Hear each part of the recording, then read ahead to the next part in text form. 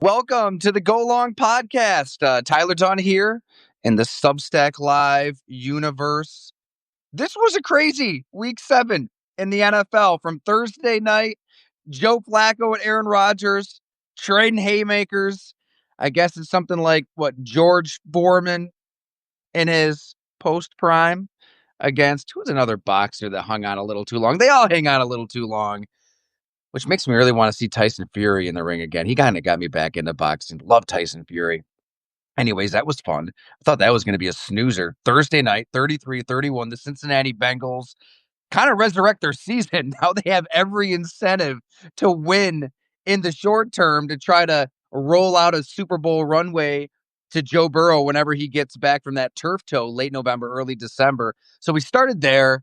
And, the London game stunk because most of these London games are pretty terrible.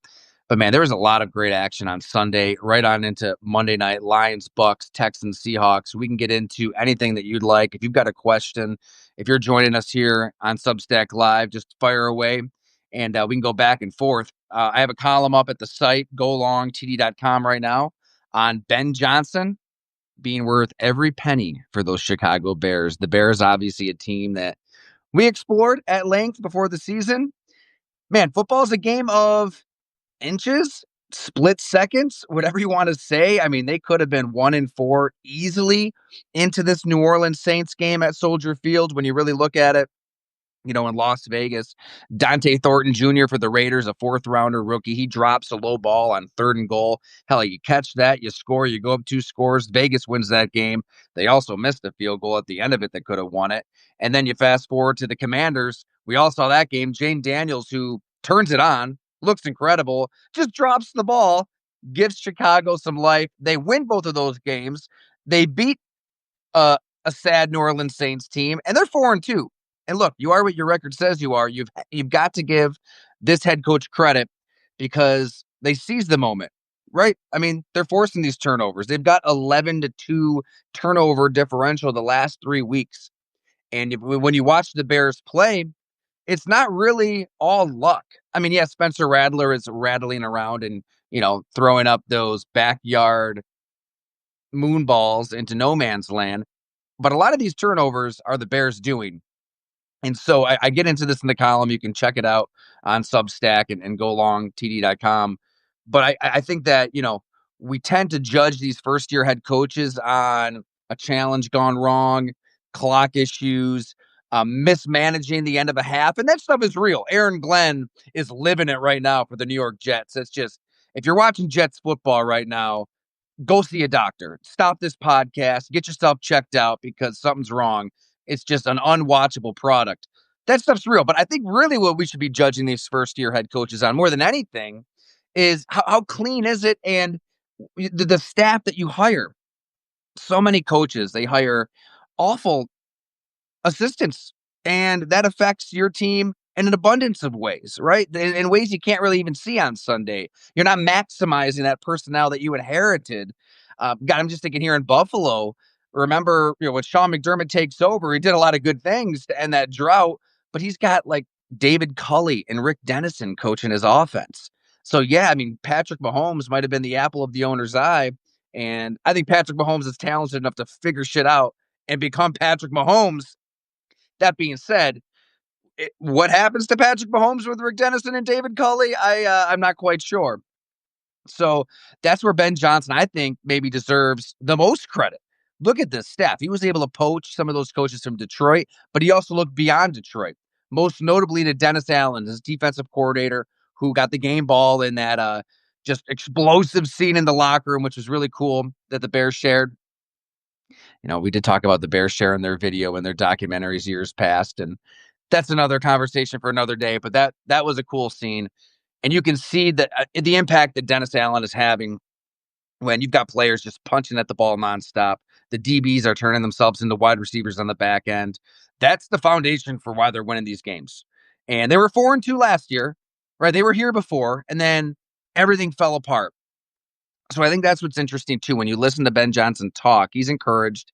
He likes a lot of what he sees in the Chicago Bears, starting with that defense. But they've got to get Caleb Williams going. They've got to get this passing game going. It's not pretty. I mean, especially when you see what Drake May's doing as an MVP candidate for the New England Patriots. Caleb Williams is, he had his fourth worst statistical game since taking over as the starter in his young career. Errant passes. He had the fumbled snap there on the 4th and goal, which the Bears kind of saved themselves with a false start. We're able to kick a field goal, go up 2 scores in the third quarter. I think he's 26th in completion percentage. Remember, that was the emphasis that Ben Johnson's pointed to since week 1. We've just got to get completions, got to rattle those off. Maybe he gets there, right? It's a long season. What's saving the Bears right now, though, is their running game. And this is where Ben Johnson deserves a lot of credit, too, is we saw the razzle-dazzle, the stumbling fake fumble against the Bears at Soldier Field when he's the Lions OC. That probably caught George McCaskey's eye as much as anything. So he can innovate. He's at the cutting edge of all this stuff that owners look for. But I think the core of it all is what the core was in Detroit. It's the offensive line. It's running the football. It's setting a physical tone.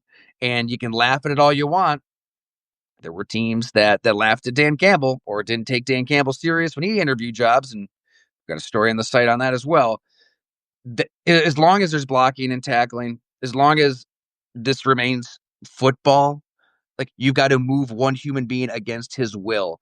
If you start there before anything else, you're going to be in pretty damn good shape. And I think that Ben Johnson really understands that. And you can see it in these games, man. Like, even though you've got a quarterback completing 61.1% of his passes, and he had a 61.7 passer rating in this past game, he's struggling. He's got it. He's not turning the ball over, which is good. That's a really good thing for Caleb Williams. But I think that the verdict is still out on what you have at quarterback. While they kind of figure all of that out, they're running for 367 yards on 67 attempts the last 2 weeks out of the bye. So they figure something out during the bye week. Ben Johnson was asked about that bye week after the game, and I thought he made a really good point. It takes time to get a new offensive line kind of all calibrated, seeing the same thing, communicating, fitting up on combination blocks and fits. And they saw that in Detroit. It took a little time. I mean, hell, they started 4-19-1 with that regime. And so for the Bears, 6 games in, to be running the football like this with DeAndre Swift, Kyle Monangai, 5'8", 207 pounds of hell as a complimentary back. Man, I love him and what he gives his team. It's a good place to start. Now, we're going to learn a hell of a lot about these Chicago Bears as they travel to Baltimore. Lamar Jackson did not practice Monday. They were hopeful that he'd be back for this game, but if they get Lamar Jackson back, they get Roquan Smith back, that's a 1-5 Ravens team that's going to be desperate. And then you travel to Cincinnati after that. They've got every incentive to win their football games with Joe Burrow possibly returning soon. So I think these 2 games on the road will be a really good test for Ben Johnson's crew there in Chicago. But given the roster he inherited, the quarterback he inherited, shit, he's been worth $13 million and then some per year. All right, we're starting to get some people here in the live. Steve Robinson says, "Hi, Tyler. Following you after your great conversation with Ben Standick." Thanks so much for checking that out, Steve. A bit of a random question, but with the new kickoff rules and the distance that field goal kickers are now kicking, is special teams more influential than it has ever been? It really has. I think it's kind of taken us all as viewers on this roller coaster ride, right? Where kickoffs, the NFL's doing it because they're trying to pursue this utopian middle ground that doesn't exist when it comes to violence. I mean, it's just so stupid how they implement all these dumb rules and they take away the kickoff and they try to soften the product, work around the fringes and sell to mom at home, hey, little Timmy can play football because it's safe. It's not safe, and that's okay. Like, football's a physical sport. People will get hurt. It's going to happen regardless of whatever rules you implement. So they kind of go on their dumb little journey with kickoffs, and they're trying to find a middle ground there where to make it a football play that means something. So for the longest time, we all kind of assumed, all right, here comes the kickoff. Go get a beer, go to the bathroom, go take care of the kids. Take 5-10 minutes to reset your life while that happens. Now you can't. It matters. I think you saw it last night in Seahawks Texans, right? Where D'Amico Ryans he wanted something else out of Fairburn on that final kickoff, didn't get it. The Seahawks get a first down, it's game over. And a lot of the at the end of the first halves of these games, you're seeing teams get a field goal where maybe they didn't get a field goal before because they got an extra 10, 15 yards of field position. Uh, you miss that same Texans Seahawks game. I believe Seattle, they missed a long field goal at the end of the first half. The Texans had like 15 seconds to make one play, put themselves in field goal position. They make a field goal. That's a 6-point swing. Now they lost the game because they're offensively challenged right now. CJ Stroud is going through it. But yeah, all of these games, you just see these 2-for-1 opportunities and these hidden points that make such a huge difference. On top of that, there's been a lot of block kicks. So I don't know if it's like these kickers are great from long distance, but it's a lower trajectory. So that creates more opportunities for a tip. There's a lot going on. And look, I've been pretty anti-kicker for a while. Just think, hey, get rid of all of them and it's a better product. Go for it on fourth down and just remove that aspect of the game. I think it's time for me to get with the program. All of these 50 and 60 yarders and the way these kickers can change games. I may be coming around to the fact that kickers are allowed in football. We'll let it be. We'll let it stand because look, some kickers can make a 61 yarder and some from Ireland that play for the New York Giants miss 2 extra points. And yeah, send Brian Dable and Joe Shane to a very dark place. I'm sure after that game, that was brutal. We can get into Giants Broncos if you want. Obviously you've got your 13 seconds Bills Chiefs. You've got your 2014 Packers Seahawks NFC Championship game. There's been a lot of crushing playoff losses, regular season losses for teams. Watching that Giants Broncos game, it's hard to think of a more crushing, heartbreaking way to lose than the Giants lost that game, giving up 33 fourth quarter points, missing 2 extra points. Jackson Dart is great. And then really at the end of the day, that's the takeaway for the Giants. Losing sucks, but your young quarterback looks really good. It looks like this is somebody that you can build with, but he makes the 3rd and 5 mistake, throws the interception. That's what really kind of got this comeback going for Denver. We'll see what happens. I mean, if they show fight, if they stay in these games, if Dart looks good, obviously the head coach and the GM should stay. They finally were able to put their name to their own quarterback that they drafted, and that's Jackson Dart. So if you're seeing something out of him, I think that warrants seeing it through with this regime.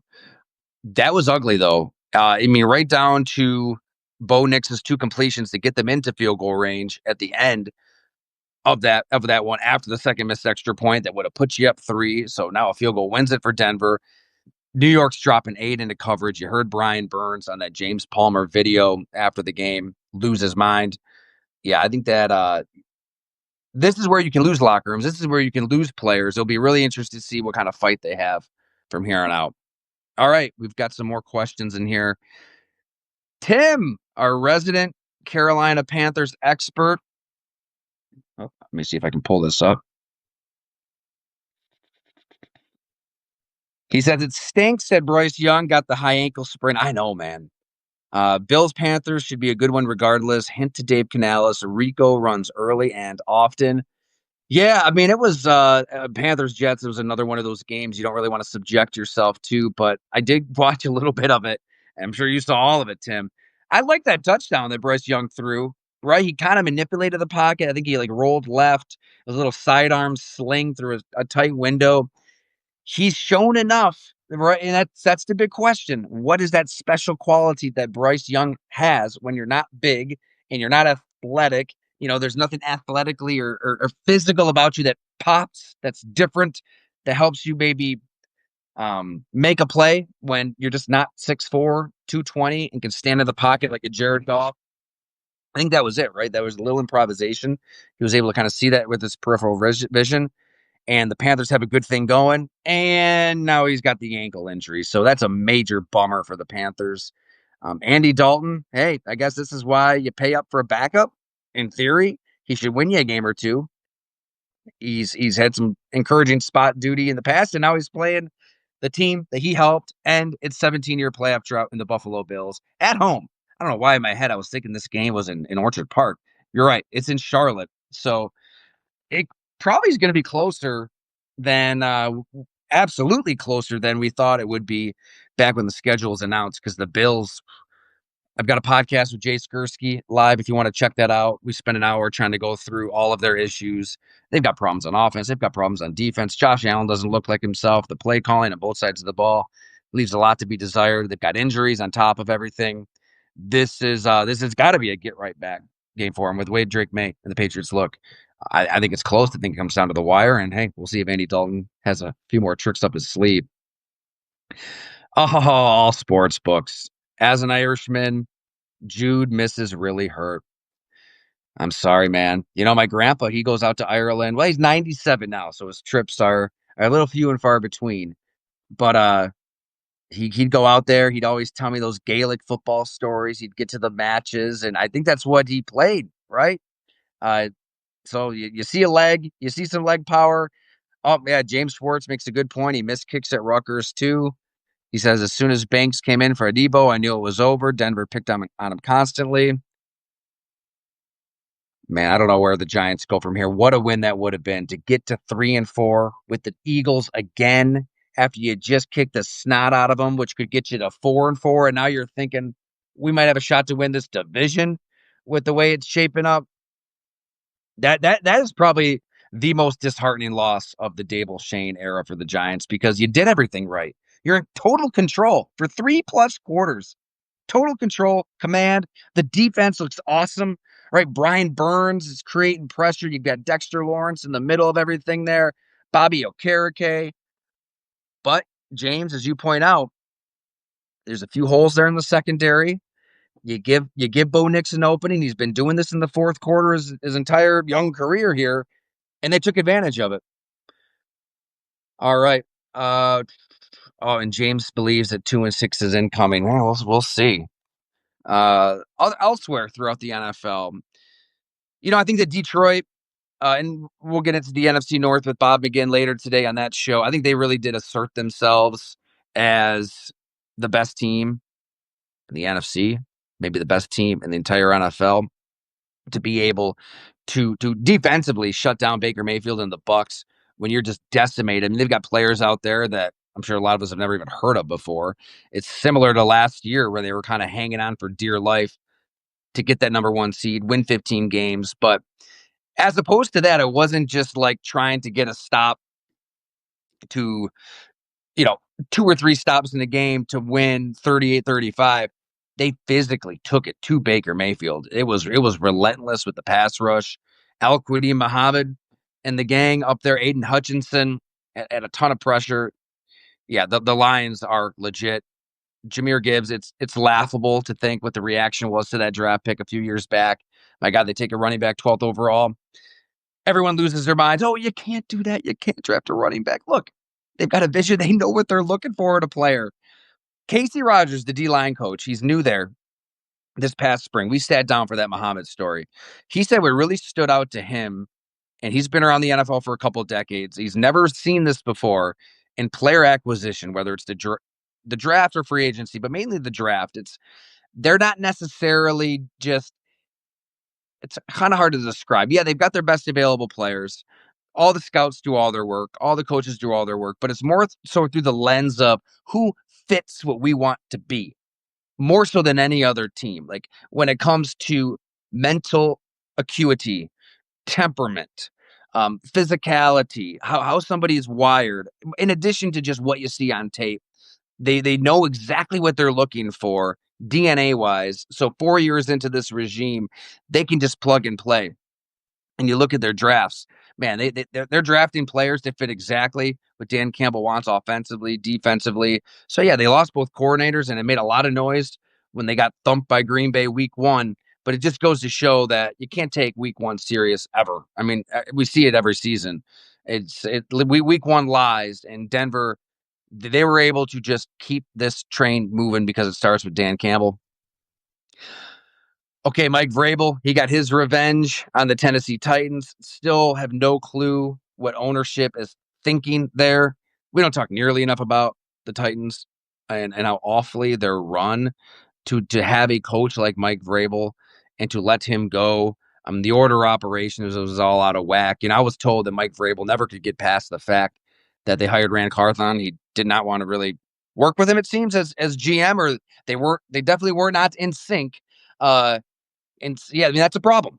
You've got to have things aligned. If we learned anything from Jim Monas back when he was on this show, former director of personnel for the Bills, you've got to have GM, head coach aligned with the quarterback. Bang, bang, bang. It better be in sync or you've got no shot.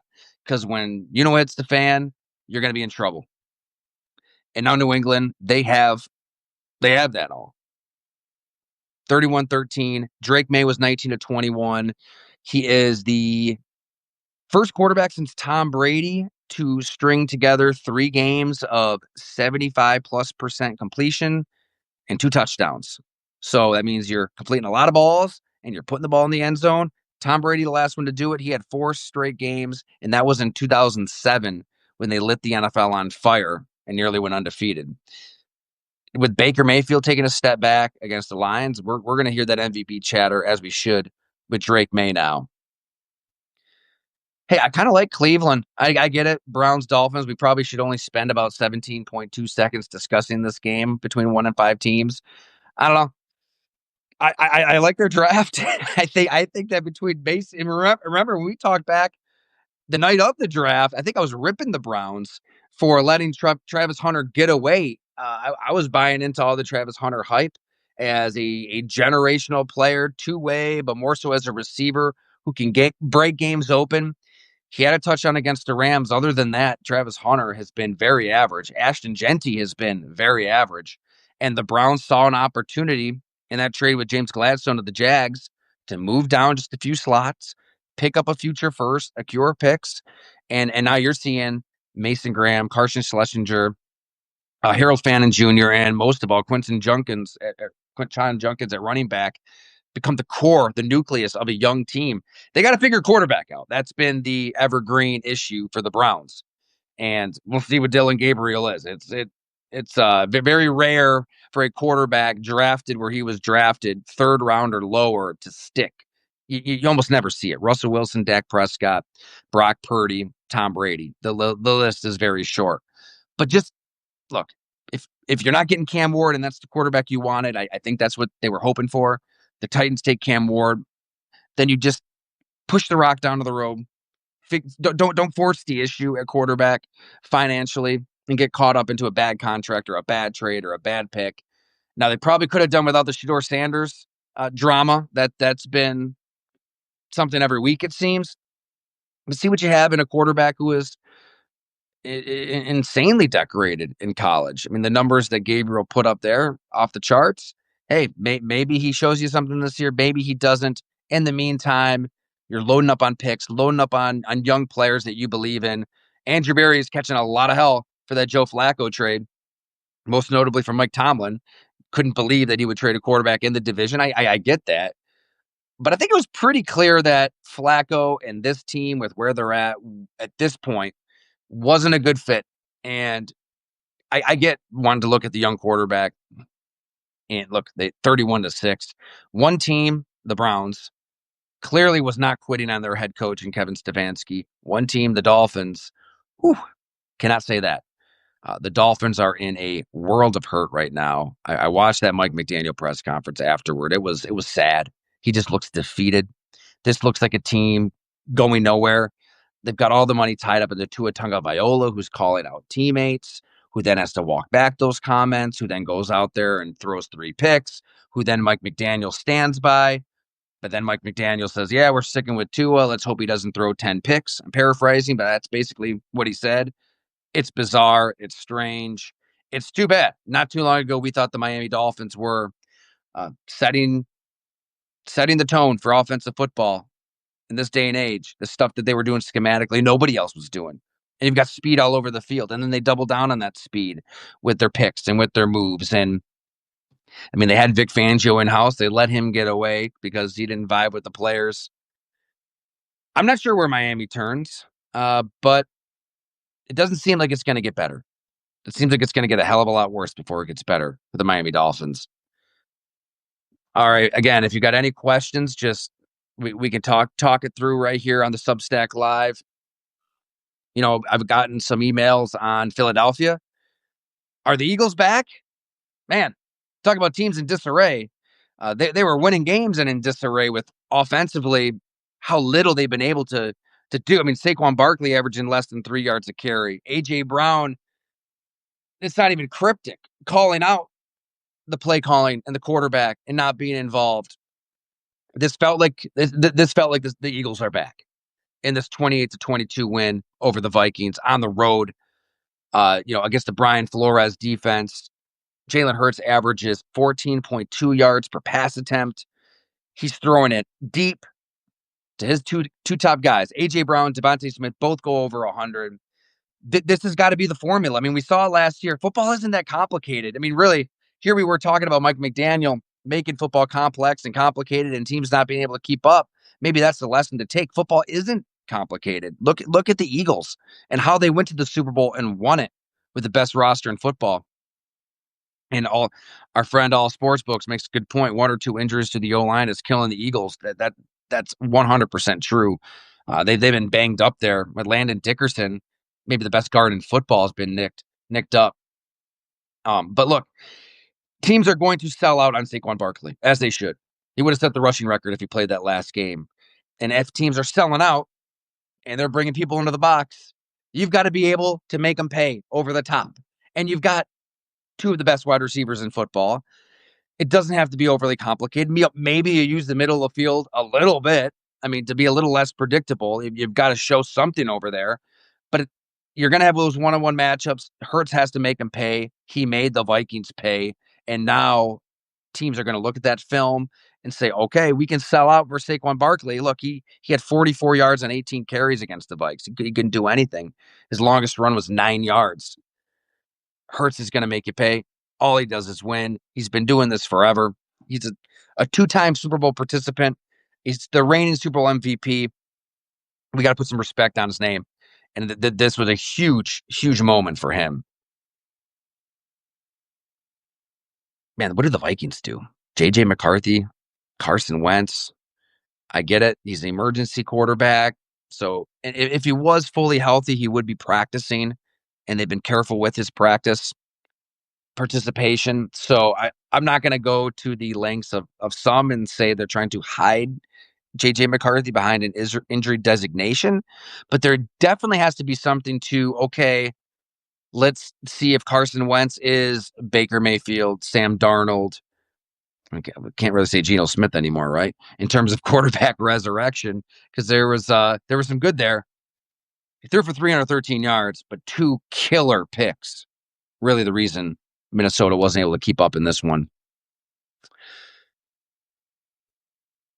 Okay, I'll touch on this team a little bit before we sign off, because I think a go-long trip is in order. The Indianapolis Colts. Daniel Jones. We've been there. We've taken that Daniel Jones bait before, and it hasn't worked out with the Giants, but you can see why he warranted that contract. You can see why he warranted that belief when you see what you see in Daniel Jones right now with Shane Steichen. And look, Daniel Jones did not vibe with Brian Dable, personality-wise. They were fire and ice. Brian Dable's a fiery dude. Daniel Jones is very serious. Shane Steichen is a very serious, go through your progressions, 1 to 2 to 3. Here's the play, run it. He has been a machine in this offense. And Connor Orr made the point on the podcast over the offseason. The Colts were able to win a good amount of games with Anthony Richardson completing 47% of his passes. What happens when you've got a quarterback just getting to the floor? Right? We said Caleb Williams, I think, is 26 in the NFL at 61%. Get there at least, and you're going to win a hell of a lot more games. Give Chris Ballard credit, man. I know we've written about him, talked about him. That A.D. Mitchell pick has not worked out. You look at the roster that they've got on both sides of the ball. They are loaded, man. They are loaded offensively, starting with Jonathan Taylor. God, we talk about Drake May. I know it's a quarterback award MVP. He probably is the best offensive player in football right now with what he's doing, scoring 3 touchdowns every game. And then defensively, DeForest Buckner, Zaire Franklin, Kenny Moore. They made the move for Cam Bynum. They've got players all over the place. It's really hard to find a weak spot on this team, similar to Philadelphia last year when you looked at their roster, their depth chart. It was hard to find a sore spot, a weakness on that roster with those Eagles last year. These are the teams that are built to last. If Daniel Jones is playing like this, it's hard to find a sore spot on this Colts roster. You know what I mean? Like, where are you going to exploit this team on either side of the ball? I'm not sure, but I think we got to get out there to Indianapolis. We haven't written about them nearly enough, and sit down with some of these guys and learn what we can. Thanks so much for hanging out on a impromptu Substack Live. We'll put the replay into the feed on Apple, Spotify, everywhere to get your podcast. Again, we've got a column live on Ben Johnson, the Chicago Bears, how they've gone 4-2. Last week, we had the feature Al-Quadi Muhammad. A lot to say. Sitting down with him was a wild ride. What an odyssey this guy's had, back to college suspensions and South Beach nights gone very, very wrong. He opened up on that a bit. Did not know that she was a prostitute. And to his credit, he went right to police and said, she's throwing objects all over my house. Get her out. There's a lot going on when it comes to Al-Quadi Muhammad. Right on to the NFL, where him and Chris Ballard didn't necessarily see eye to eye as well. Now with the Lions, he is a big part of that pass rush. They needed somebody opposite Aiden Hutchinson to create some pressure. They didn't make the big move that fans wanted, but they got Muhammad, and he had another sack last night. He's been a big factor. All right. Thanks so much, everyone. Be sure to rate, review, share, and most of all, subscribe. We're powered by you.